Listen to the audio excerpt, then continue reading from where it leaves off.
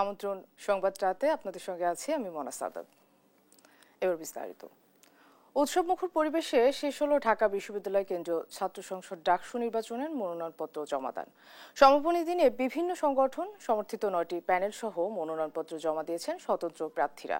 এর আগে অপরাজেয় বাংলার পাদদেশে পূর্ণ প্যানেল ঘোষণা করেন ছাত্রদল সভাপতি রাকিবুল ইসলাম রাকিব। এদিকে ডাকসু নির্বাচন কমিশন জানিয়েছে ভিপি, জিএস সহ বিভিন্ন পদে মনোনয়নপত্র জমা পড়েছে 509টি। হাসান আল মাহমুদকে সঙ্গে নিয়ে আলিমুজ্জামান সাফওয়ানের রিপোর্ট। বুধবার মনোনয়ন জমার শেষ দিনে ঢাকা বিশ্ববিদ্যালয়ের সিনেট ভবনে ডাকসুর নির্বাচনী কার্যালয়ে শিক্ষার্থীদের ভিড়। নানা হিসেব নিকেশ ও সমীকরণ মিলিয়ে দিনভর মনোনয়নপত্র জমা দেয় বিভিন্ন প্যানেল ও স্বতন্ত্র প্রার্থীরা। বুধবার দুপুরে অপরাজয় বাংলার পাদদেশে প্যানেল ঘোষণা করেন ছাত্রদল সভাপতি। ভিপি পদে আবিদুল ইসলাম খান ও জিএস পদে শেখ তানবীর বারী হামিম প্রতিদ্বন্দ্বিতা করবেন। ডাকসুর সহসভাপতি হিসাবে ছাত্রদল মোহাম্মদ আবিদুল ইসলাম খানকে মনোনীত করেছে। ডাকসুর জিএস সাধারণ সম্পাদক হিসাবে শেখ তানবীর বারী হামিমকে সংগঠনের মনোনয়ন পেয়ে আবেগাপ্লুত হয়ে পড়েন আবিদ, আর শিক্ষার্থীদের পাশে থাকার অঙ্গীকার করেন হামিম। একটা চ্যালেঞ্জের মুখে আমরা 16 সাল থেকে বিশ্ববিদ্যালয়ে ভর্তি হওয়ার পর থেকে আজও পর্যন্ত চ্যালেঞ্জ ফেস করতে করতে আজকের এই জায়গাতে এসেছি। We 28 people are not above you. We are those who are among you, dear friends. আমরা আপনাদের সাথে আছি। শেষ দিনে মনোনয়নপত্র জমা দিয়েছে ডাকসু ফর চেঞ্জ, ছাত্রদল, স্বতন্ত্র শিক্ষার্থী ঐক্য, বৈষম্য বিরোধী শিক্ষার্থী সংসদ, প্রতিরোধ পর্ষদ এবং ইসলামী ছাত্র আন্দোলন সহ বিভিন্ন সংগঠন। তবে উমামা ফাতেমার নেতৃত্বে স্বতন্ত্র শিক্ষার্থী ঐক্য জানিয়েছে আলোচনার মাধ্যমে বৃহস্পতিবার পূর্ণাঙ্গ প্যানেল ঘোষণা করবেন তারা। 5 আগস্টে পরে ডান ডানের ঘরে ফিরে গিয়েছে, বাম বামের ঘরে ফিরে গিয়েছে, কিন্তু যাদের কোনো ঘর নাই তারা পরবর্তীতে আমরা সবাই মিলে ঐক্যবদ্ধ হয়ে আমরা নতুন একটা ছাত্র সংগঠন করি। আমাদের প্যানেলের নাম হচ্ছে স্বতন্ত্র শিক্ষার্থী ঐক্য। আমরা দাবি জানিয়েছি যে ব্যালট নাম্বার এবং নামের পাশে যেন প্রত্যেক ক্যান্ডিডেটের একটা সুস্পষ্ট ছবি থাকে। মনোনয়নপত্র জমা শেষে সাংবাদিকদের মুখোমুখি হন চিফ রিটার্নিং অফিসার। তিনি জানান আচরণবিধি লঙ্ঘনের কোনো অভিযোগ আসেনি, নিরপেক্ষভাবে কাজ করছে প্রশাসন। এই পর্যন্ত যে কয়টা অভিযোগ আপনাদের সামনে তো করেছে তারা, সাথে সাথে আমাদের সম্মানিত কমিশনের সদস্যগণ তাদেরকে সতর্ক করে দিয়েছেন এবং তারা মেনে গেছে। কোটা সংস্কারের দাবিতে আন্দোলনে ছাত্রলীগের হামলার শিকার শিক্ষার্থী সানজিদ আহমেদ তন্নির প্রতি সম্মান জানিয়ে ছাত্রদল সহ বেশিরভাগ ছাত্র সংগঠন তাদের প্যানেলে গবেষণা ও প্রকাশনা সম্পাদক পদটি খালি রেখেছে। আলিমুজ্জামান সাফওয়ান, দেশ টিভি, ঢাকা। ত্রয়োদশ জাতীয় সংসদ নির্বাচন সামনে রেখে আগামী 10 সেপ্টেম্বর ভোট কেন্দ্রের খসড়া তালিকা প্রকাশ করবে নির্বাচন কমিশন। এদিকে বাংলাদেশি পাসপোর্ট না থাকলেও এখন থেকে বিদেশে বসবাসরত প্রবাসীরাও জাতীয় পরিচয়পত্র সংগ্রহ করে ভোটার হতে পারবেন বলে জানিয়েছে নির্বাচন কমিশন। শিউলি রায়ের রিপোর্ট, জানাচ্ছেন মাহবুব তামিম। বুধবার নির্বাচন কমিশনের এনআইডি অনুবিভাগ থেকে সংশোধিত স্ট্যান্ডার্ড অপারেটিং প্রসিডিওর এসওপি জারি করা হয়। প্রবাসীদের ভোটার হওয়া এবং জাতীয় পরিচয়পত্র গ্রহণের ক্ষেত্রে পাসপোর্ট না থাকলেও বিকল্প উপায়ে পরিচয় যাচাই করে নিবন্ধনের সুযোগ থাকবে এবার। এদিকে 10 সেপ্টেম্বর ভোট কেন্দ্র খসড়া প্রকাশ করবে নির্বাচন কমিশন। খসড়া ভোট কেন্দ্রের তালিকার উপর দাবি বা আপত্তি গ্রহণের শেষ দিন 25 সেপ্টেম্বর, আর তালিকা চূড়ান্ত করা হবে 20 অক্টোবর। এদিন বিকেলে রাজধানীর আগারগাঁওয়ে নির্বাচন কমিশন সচিবালয়ে সিইসির সঙ্গে বৈঠক করেন এবি পার্টি চেয়ারম্যান মুজিবুর রহমান মঞ্জু। বৈঠক শেষে তিনি বলেন, ভালো নির্বাচন ও সুষ্ঠু নির্বাচনের জন্য প্রধান নির্বাচন কমিশনকে 9 দফা প্রস্তাব দিয়েছে এবি পার্টি। অনেক লম্বা আলোচনা হয়েছে আমরা একটা 9 দফা আমাদের প্রস্তাবনা ওনাদের কাছে আনুষ্ঠানিকভাবে হস্তান্তর করেছি। আর এর বাইরে নির্বাচনের সংখ্যা নিয়ে, নির্বাচনের কি কি বিষয় আসতে পারে, আমাদের অনানুষ্ঠানিক অনেকগুলো আলোচনা হয়েছে। আইন শৃঙ্খলা পরিস্থিতি নিয়ন্ত্রণ করতে পারবে না বলে শঙ্কা প্রকাশ করেন তিনি। আমাদের আইন শৃঙ্খলার দায়িত্বে নিয়োজিত পুলিশ, আর্মি, তারপর আনসার যারা আছেন, আমাদের আশঙ্কা যে তারা সঠিকভাবে সেটা নিয়ন্ত্রণ করতে নাও পারতে পারেন, কারণ ইতিমধ্যে যে বিভিন্ন ঘটনা ঘটেছে সেটা নিয়ে আমাদের মধ্যে এই শঙ্কাটা জাগ্রত হয়েছে। ফলে আমরা একটা প্রস্তাব দিয়েছি ওনাদেরকে যে যারা ভোটার নয়, এরকম তরুণ ছাত্র যারা আছে, বিশেষ করে স্কুল স্টুডেন্ট যারা আছে, তাদেরকে এক ধরনের কেন্দ্রভিত্তিক স্বেচ্ছাসেবক নির্বাচন কমিশন নিয়োগ করতে পারে কিনা। মাহবুব তামিম, দেশ টিভি, ঢাকা। পিআর পদ্ধতি নিয়ে স্পষ্ট ধারণা না থাকলেও তা জনগণের উপর চাপিয়ে দেওয়ার চেষ্টা চলছে। যার পরিণতি ভালো হবে না বলে সতর্ক করেছেন বিএনপির স্থায়ী কমিটির সদস্য নজরুল ইসলাম খান। এর আগে দলের ৪৭তম প্রতিষ্ঠা বার্ষিকী উপলক্ষে বর্ণাঢ্য র্যালি, আলোচনা সভা, বৃক্ষরোপণ সহ সপ্তাহব্যাপী কর্মসূচি তুলে ধরেন তিনি। আর গণতন্ত্র পুনরুদ্ধারের আরও পথ পাড়ি দিতে নেতাকর্মীরা প্রস্তুত বলে জানান বিএনপির সিনিয়র যুগ্ম মহাসচিব রুহুল কবির রিজভী। সাইফুল রিপনের প্রতিবেদন। বিএনপির ৪৭তম প্রতিষ্ঠাবার্ষিকী উপলক্ষে নেয়া কর্মসূচি চূড়ান্ত করা ও বাস্তবায়নে কেন্দ্রীয় কার্যালয়ে সভা করে উদযাপন কমিটি। এতে সভাপতিত্ব করেন কমিটির সভাপতি ও দলের স্থায়ী কমিটির সদস্য নজরুল ইসলাম খান। বৈঠক শেষে সংবাদ সম্মেলনে প্রতিষ্ঠাবার্ষিকী উপলক্ষে বর্ণাঢ্য র্যালি, আলোচনা সভা, বৃক্ষরোপণ সহ সপ্তাহব্যাপী কর্মসূচি তুলে ধরেন তিনি।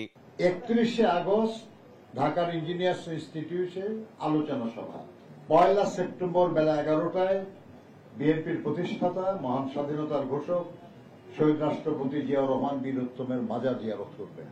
২রা সেপ্টেম্বর বিএনপি কেন্দ্রীয় কার্যালয়ের সামনে থেকে বর্ণাঢ্য র্যালি। ৪ঠা সেপ্টেম্বর আমাদের সকল মহানগর, জেলা, উপজেলায় বৃক্ষরোপণ, মৎস্য অবমুক্তকরণ, ফ্রি মেডিকেল ক্যাম্প, ক্রীড়া অনুষ্ঠান ইত্যাদির আয়োজন করা হবে। বিএনপির এই অন্যতম নীতি নির্ধারক বলেন, অযৌক্তিকভাবে জনগণের ওপর পিআর পদ্ধতি চাপিয়ে দেওয়ার চেষ্টার পরিণতি ভালো হবে না। আপনার এই এলাকায় নির্দিষ্ট কোনো এমপি থাকবে না, আপনি কোনো প্রার্থীকে ভোট দেবেন না, এই কথাগুলো আপনি বলছেন তাদেরকে, বলে তাদের মতামত চাইছে যে তারা এতে রাজি কি রাজি না। এগুলো আমরা মনে করি যে এই নিয়ে যখন ইনসিস্ট করা হয় তখন তো সন্দেহ করাই যায় আর কি, যে এটা একটা অযৌক্তিক চেষ্টা, যেটা অনিবার্য পরিণতি হতে পারে নির্বাচন অনুষ্ঠানের ক্ষেত্রে। আর গণতন্ত্র পুনরুদ্ধারে আরো বিপদসংকুল পথ পাড়ি দিতে বিএনপি নেতাকর্মীরা প্রস্তুত বলে জানান দলের সিনিয়র যুগ্ম মহাসচিব রুহুল কবির রিজভী। গণতন্ত্রকে পুনরুদ্ধারের জন্য আরো আমাদেরকে হয়তো বিপদসংকুল পথ অতিক্রম করতে হবে, এবং এই কারণে আমাদের দলের সকল পর্যায়ের নেতাকর্মী এবং জাতীয়তাবাদী শক্তি তারা প্রস্তুত। এদিকে রাজধানীর উত্তরায় মাইলস্টোন ট্র্যাজেডিতে আহত ৪ জনের পরিবারের সঙ্গে সাক্ষাৎ করে আমরা বিএনপি পরিবার।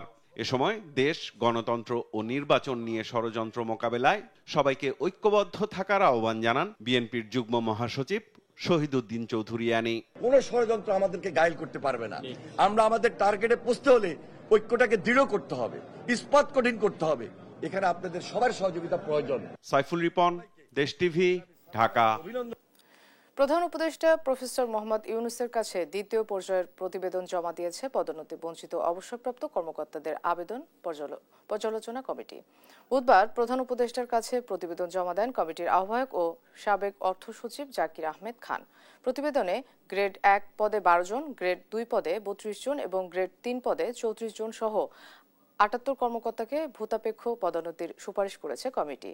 এর মধ্যে ৬ কর্মকর্তাকে ৩ ধাপ, ১৭ জনকে ২ ধাপ এবং ৫৫ জনকে ১ ধাপ পদোন্নতির সুপারিশ করা হয়।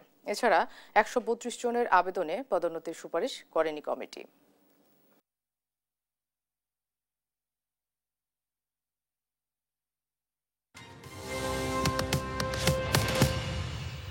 দেখছেন সংবাদ রাত। উত্তরা পূর্ব থানায় ইশতিয়াক মাহমুদকে হত্যা চেষ্টা মামলায় গাজীপুর সিটি সাবেক ভারপ্রাপ্ত মেয়র আসাদুর রহমান কিরণের ৩ দিনের রিমান্ড মঞ্জুর করেছেন আদালত। একই মামলায় ঢাকা উত্তর সিটির সাবেক মেয়র আতিকুল ইসলামকে গ্রেপ্তার দেখানো হয়। বুধবার সকালে ঢাকার অতিরিক্ত চিফ মেট্রোপলিটন ম্যাজিস্ট্রেট আদালতের বিচারক এই আদেশ দেন। এছাড়া জুলাই আন্দোলন চলাকালে মোহাম্মদপুর থানায় ট্রাক চালক হোসেন নিহতর মামলায় সাবেক আইসিটি প্রতিমন্ত্রী জুনায়েদ আহমেদ পলককে গ্রেপ্তার দেখিয়েছেন আদালত। মামলার তদন্তকারী কর্মকর্তা আদালতকে জানান, বৈষম্য বিরোধী আন্দোলন দমনের নামে রাজধানীর উত্তরা ও মোহাম্মদপুরে হত্যা ও হত্যা চেষ্টার জন্য হামলা চালায় আসামিরা। জুলাই আন্দোলনে হত্যা মামলায় হাইকোর্টে জামিন পাওয়া পুলিশ কর্মকর্তা সাজ্জাদুজ্জামানকে দেওয়া জামিন স্থগিত করেছেন চেম্বার আদালত। তাকে আত্মসমর্পণের নির্দেশ দেওয়া হয়েছে। বুধবার সকালে রাষ্ট্রপক্ষের আবেদনের প্রেক্ষিতে চেম্বার জজ মোহাম্মদ রেজাউল হক এ আদেশ দেন। এর আগে জুলাই আন্দোলনে যাত্রাবাড়ির ইমাম হাসান তাইম হত্যা মামলায় পুলিশের এসআই সাজ্জাদকে হাইকোর্টের একটি বেঞ্চ জামিন দেন। এ নিয়ে মঙ্গলবার শহীদ পরিবারের সদস্যরা সচিবালয়ের মূল ফটকের সামনে বিক্ষোভ প্রতিবাদ করেন। চলাচলের জন্য খুলে দেওয়া হয়েছে গাইবান্ধার সুন্দরগঞ্জের মাওলানা ভাসানী সেতু। বুধবার দুপুরে তিস্তা নদীর উপর নির্মিত এই সেতু উদ্বোধন করেন স্থানীয় সরকার উপদেষ্টা আসিফ মাহমুদ সজীব ভুঁইয়া।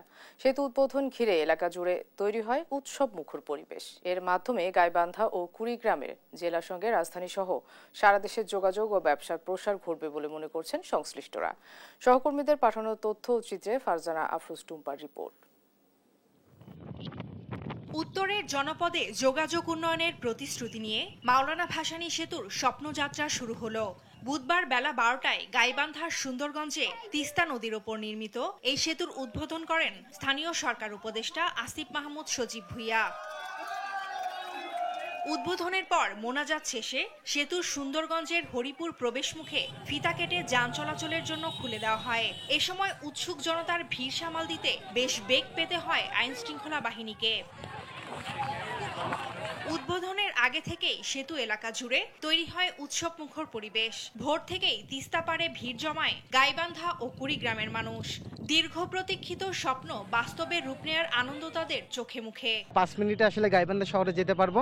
তো এটি আসলে আমাদের বহুল প্রতীক্ষিত একটা আশা ছিল, যেটি আমরা দেখেছিলাম এর আগে প্রায় 5 বারের মতন সময় পেছনে হলো। আজকে সেটি খুলে দেওয়া হয়েছে। এটা আমাদের জন্য অনেক অনেক বড় পাওয়া। আমাদের এলাকা নদী ভাঙ্গা এলাকা, আমাদের এলাকার মধ্যে রুগী হলে নৌকে দিয়ে যাতায়াত ছাড়া কোনো বুদ্ধি ছিল না। তিস্তা নদীর উপর নির্মিত সেতুটির দৈর্ঘ্য 1490 মিটার এবং প্রস্থ 9.6 মিটার। স্থানীয় সরকার বিভাগের তত্ত্বাবধানে সংযোগ সড়ক সহ মাওলানা ভাসানী সেতু নির্মাণে ব্যয় হয় প্রায় 7 কোটি 30 লাখ টাকা। সেতুটি চালুর মাধ্যমে গাইবান্ধা ও কুড়িগ্রাম জেলার মানুষের যোগাযোগের পাশাপাশি রাজধানী সহ সারা দেশের সঙ্গে ব্যবসা বাণিজ্যের প্রসার ঘটবে বলে আশা করছেন সংশ্লিষ্টরা।